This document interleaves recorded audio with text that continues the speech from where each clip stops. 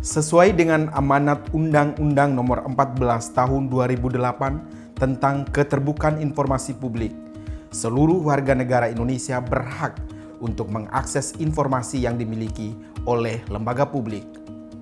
Kementerian Komunikasi dan Informatika Republik Indonesia telah menunjuk PPID, Pejabat Pengelola Informasi dan Dokumentasi. PPID bertugas merencanakan, mengorganisasikan, melaksanakan, mengawasi, dan mengevaluasi pelaksanaan kegiatan pengelolaan dan pelayanan informasi publik. Hampir 2 tahun sudah Indonesia dilanda pandemi COVID-19. Dalam situasi darurat kesehatan ini, kita semua dituntut untuk melakukan transformasi secara besar-besaran di semua sektor kehidupan kita, sebagaimana arahan Bapak Presiden Joko Widodo untuk melakukan akselerasi transformasi digital di tanah air. Salah satu wujud dari transformasi digital adalah memberikan pelayanan publik secara digital. Hal itu dibuktikan oleh PPID Kementerian Kominfo yang telah melayani 100% permohonan informasi secara daring sejak penerapan physical distancing mulai Maret 2020 tahun yang lalu. Adapun bentuk pelayanan publik yang dilakukan PPID Kementerian Kominfo antara lain: 1. Pelayanan informasi publik tatap muka menjadi pelayanan informasi secara daring melalui surat elektronik. 2. Pelayanan informasi publik berbasis aplikasi maupun pesan instan. 3. Penyediaan informasi publik sesuai Undang-Undang Nomor 14 Tahun 2008 melalui website eppid.kominfo.go.id dan media sosial Kementerian Kominfo seperti Instagram, Facebook, Twitter, YouTube, dan bahkan TikTok. Perubahan layanan dari luring atau fisik menjadi daring tidak menghentikan semangat para pengelola PPID Kementerian Kominfo untuk senantiasa mengembangkan inovasi dari setiap pelayanan yang diberikan. Bahkan masyarakat saat ini dapat mengakses layanan informasi publik PPID dengan mudah melalui aplikasi yang dapat diakses dengan gadget atau ponsel masing-masing. Aplikasi yang disediakan oleh PPID Kementerian Kominfo yaitu Sikelip yang merupakan sistem tiketing layanan informasi publik bagi para pemohon informasi berbasis aplikasi Android. Aplikasi chat WhatsApp juga sudah menjadi salah satu kanal layanan informasi publik bagi para petugas PPID Kementerian Kominfo sesuai amanat Undang-Undang 14 2008. Selain pelayanan informasi publik, PPID Kementerian Kominfo juga tetap mengupdate layanan website yang dapat diakses melalui eppid.kominfo.go.id.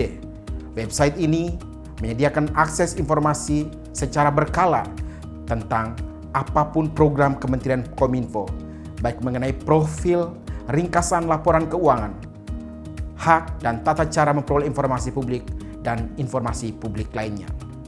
Selama masa pandemi COVID-19, Kementerian Kominfo sebagai Government Public Relations (GPR) memiliki tugas dan fungsi sebagai Ketua Komunikasi Publik untuk menyediakan informasi seputar penanganan COVID-19.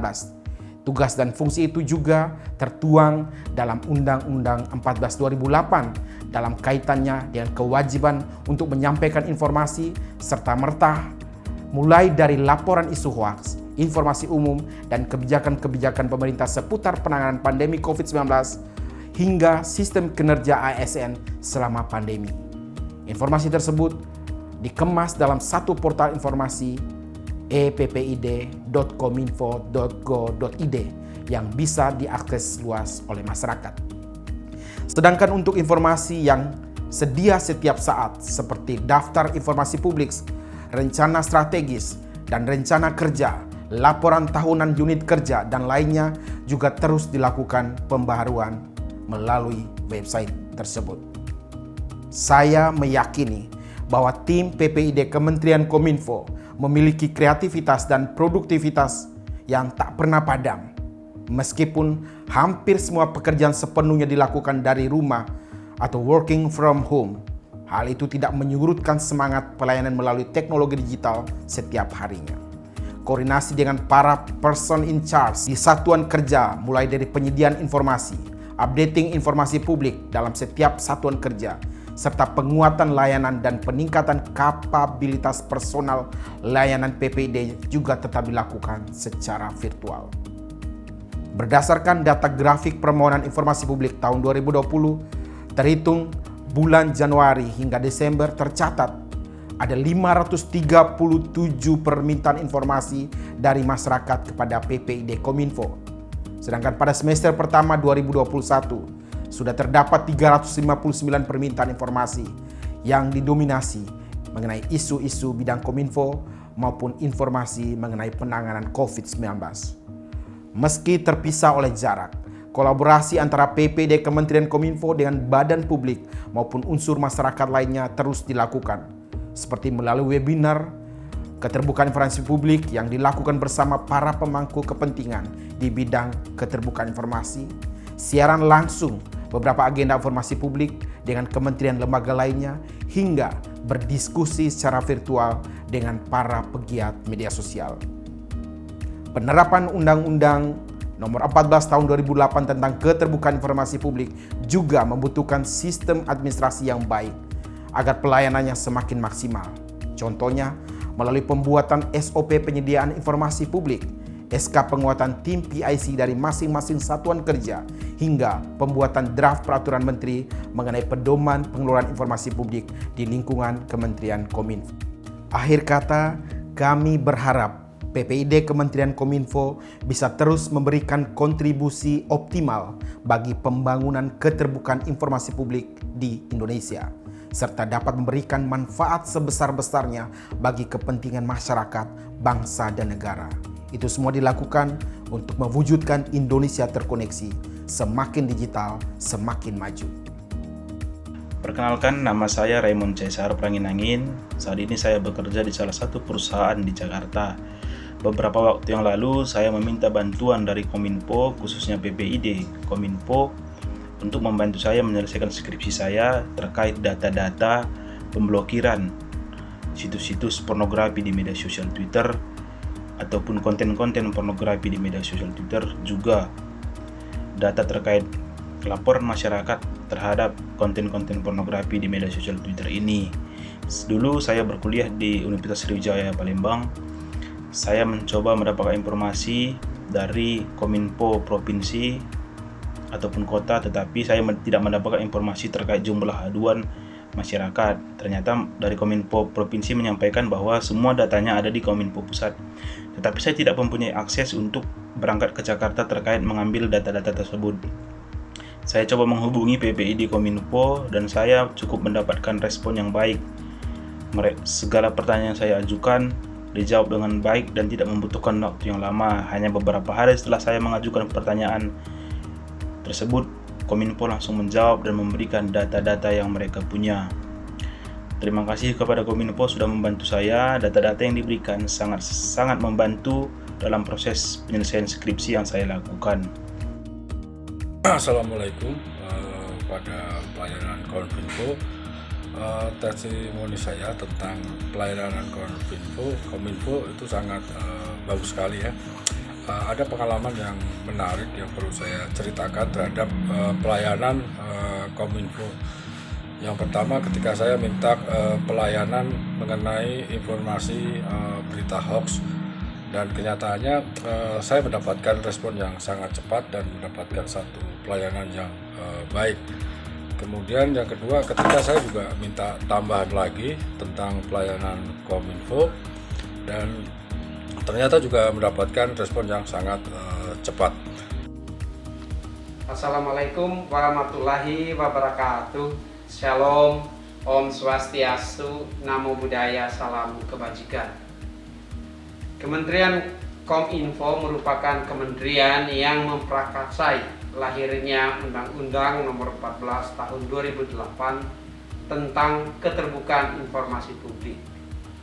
Sejatinya, undang-undang ini menitik beratkan perhatian pada keterbukaan informasi yang benar, yang baik, dan yang berkualitas. Untuk itu, Kementerian Kominfo sebagai Government Public Relation terus berjuang untuk mengimplementasikan amanat Undang-Undang Nomor 14 Tahun 2008 tersebut secara total, secara holistik, dan konsisten.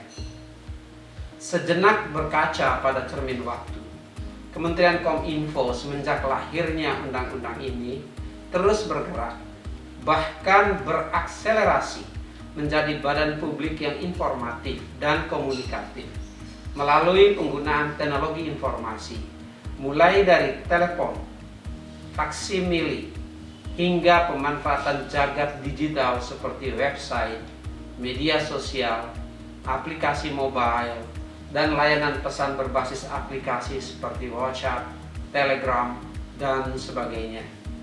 Kementerian Kominfo harus terus melakukan klarifikasi terhadap informasi-informasi yang salah, seperti hoax, misinformasi, disinformasi, bahkan malinformasi yang membuat gaduh jagat maya dan menyesatkan masyarakat. Indonesia membutuhkan ruang digital yang bersih, yang aman, dan yang bermanfaat. Hari ini kita saksikan ada begitu banyak hoax yang berseliweran di jagat maya. Ada begitu banyak disinformasi dan infodemi yang mengikis kepercayaan masyarakat dalam kehidupan berbangsa, bernegara, dan bermasyarakat. Kominfo perlu hadir sebagai gatekeeper yang mampu melakukan diseminasi informasi publik sampai ke akar rumput, sehingga nalar publik tidak lagi terkontaminasi dengan informasi-informasi hoax dan kontraproduktif yang menyesatkan masyarakat. Sebagai badan publik, Kominfo harus mampu menjadi garda terdepan dalam menyebarkan informasi yang baik, yang benar, dan yang berkualitas, serta menjadi agent of change melalui aplikasi informasi-informasi yang bisa menumbuhkan optimisme publik. Sejatinya, Kominfo tidak bisa bekerja sendirian. Perlu bersinergi dengan semua pihak. Perlu bergandengan tangan dengan semua stakeholders terkait untuk mewujudkan Indonesia yang lebih baik, jauh dari hoax dan informasi palsu. Sebagaimana termaktub dalam Undang-Undang KIP, kementerian, lembaga, dan pemerintah daerah yang berkedudukan sebagai badan publik memiliki peran penting dalam menyediakan informasi yang akurat, yang benar, dan tidak menyesatkan publik. Hendaknya peranan ini bisa dioptimalkan oleh seluruh badan publik dalam satu sinergitas dan kolaborasi, sehingga asas kesejahteraan umum bisa terjawantahkan saat ini di sini. Dengan demikian, hadirnya Undang-Undang Nomor 14 Tahun 2008 untuk mencerdaskan kehidupan bangsa dapat tercapai. Mari bersama kita satukan langkah untuk menjaga semangat keterbukaan informasi publik demi tata kelola pemerintahan yang lebih baik menuju Indonesia terkoneksi, semakin digital, semakin maju. Terima kasih. Wassalamualaikum warahmatullahi wabarakatuh. Shalom. Om Santi, Santi, Santi Om. Namo Buddhaya. Salam kebajikan.